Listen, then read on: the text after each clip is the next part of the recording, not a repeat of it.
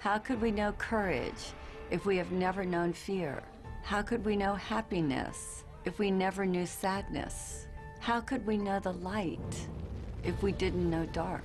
All of life is based on the coexistence of these pairs of opposites. Our shadow is forever hiding from itself. Rather than confront our own darkness, we project these unwanted qualities onto others. When we are projecting our shadow selves, it sounds like this. She's so self-centered. He's so full of himself. These people are idiots. What a loser. Afraid of our own unworthiness and simultaneously afraid of our own greatness, we unconsciously transfer these qualities onto another rather than owning them ourselves. Those we project on own pieces of our unclaimed darkness as well as pieces of our unclaimed light. Until we take back all that we have projected away, what we can't be with won't let us be.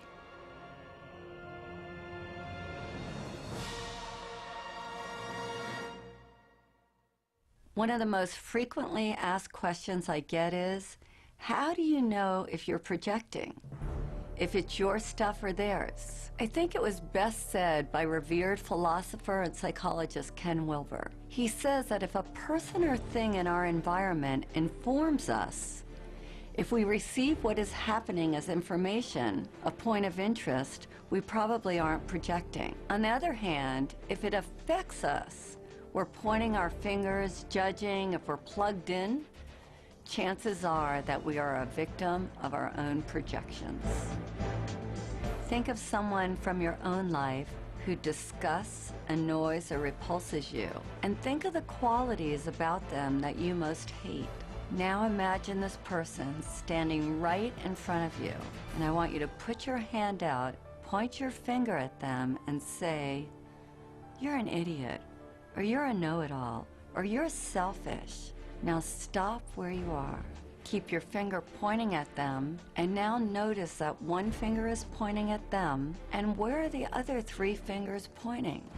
Back at you. This is the phenomenon of projection. Instead of acknowledging the qualities within us that we dislike, we project them onto someone else. We project them onto our mothers, our kids, our friends, or even better, some famous public figure who we have never even met. If I asked each of you what you love about these people, you would each have a different response. The people that you hate also represent some aspect of yourself that you don't own. Notice what you think and feel as you look at each of these people.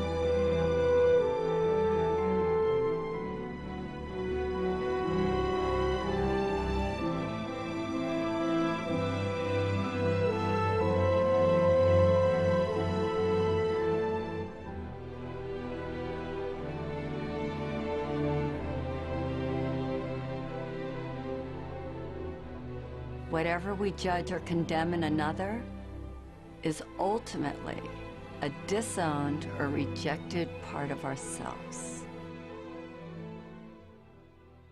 I was watching the events of 9/11 on TV with a friend of mine, and after that we were driving down the street and turned to my friend and I said, "You know, from now on, the Arabs are going to be the new blacks. They're going to get the brunt of a lot of projections that blacks have carried in this culture for a long time." Now, a lot of times, blacks react. We react to those projections, and we project back.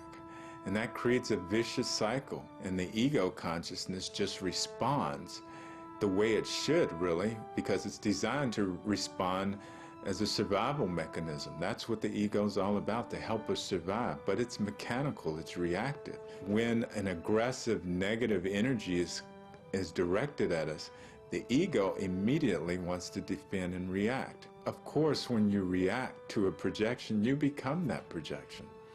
And I didn't want to become an angry black man. That doesn't mean that I don't get angry. I certainly can and do get angry, but I express it and let it go. There's an old Sufi story about a philosopher who made an appointment to debate with a Sufi wisdom teacher named Nasruddin. When the philosopher arrived at his appointment, he found Nasruddin away from his home. Infuriated, the philosopher picked up a piece of chalk and wrote "stupid oaf" on Nasruddin's gate. When Nasruddin got home and saw this, he rushed right over to the philosopher's house. "I had forgotten that you were to call, and I'm sorry I missed our appointment," he said. "But I remembered it the minute I saw that you had written your name on my gate." The great Swiss psychologist Carl Jung, who coined the word shadow and shadow work, said, "That is the shadow, the person we'd rather not be." Rush Limbaugh hated drug addicts, and then it was revealed that he was one himself. Reverend Ted Haggard railed against homosexuals and was later caught in a drug and male prostitute scandal. A powerful example of projection at play is that of the ex-governor of New York, Eliot Spitzer. As a public official, Spitzer worked tirelessly to rid the streets of prostitution rings.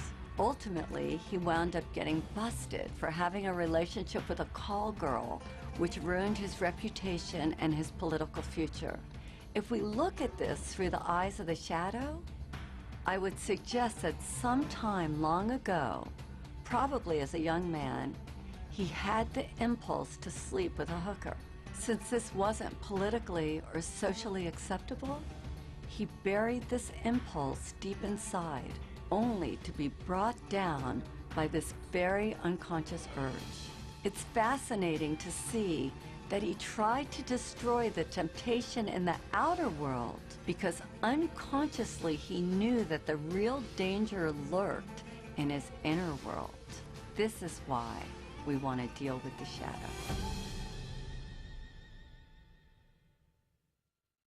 Rather than trying to convince you that you're not all those negative things and encouraging you to think a good thought, shadow work urges you to get in there and to be with what you are resisting, because what you resist will persist. If you don't deal with your shadow, it will deal with you.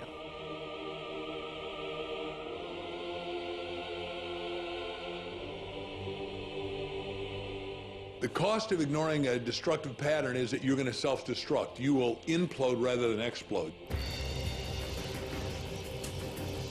You know, my training is as a neurologist, so I've spent well over 3 decades studying how the nervous system organizes this information. And it's really quite interesting when you look at the fact that really, even though we think of having one brain, we actually have 3 different brains. We have this very primitive brain, which some people call the reptilian brain. And if you look at a reptile or look at a crocodile, it really just has 2 responses, on or off. So if you ever watched a crocodile try and eat a wildebeest, it seems to be very quiet and suddenly it explodes and then it goes back into its quiet state. So that response is really a very basic survival response. But the mammalian brain, which is sometimes known as the limbic brain, has created a modulating effect on that reptilian brain. So the limbic system has brought into this very primitive on-off response gradations, meaning you can be a little bit on, significantly on, really on. But then on top of that mammalian brain, really just for the last couple 100,000 years, we've evolved this human brain, which is called the neocortex, neo meaning new cortex, new covering of the brain. And that actually allows us for the first time in evolutionary history to decide whether or not we want to react at all. If we look at brain scans, we can actually see in a traumatized brain this part of the brain kind of shutting down, becoming dark. The part of the brain that is associated with